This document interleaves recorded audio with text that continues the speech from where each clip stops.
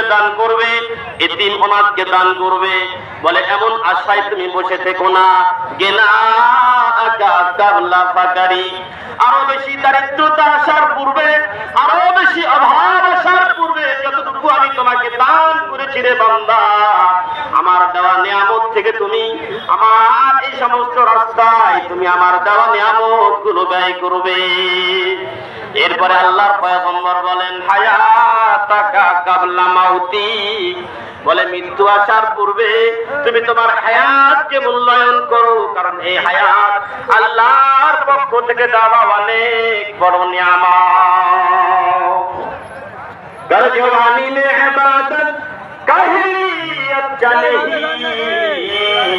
जब बुढ़ापा आ गया कम्बन पड़ते नहीं। যে হায়াত আমাকে আল্লাহ পাক দান করেছেন, যে সুস্থতা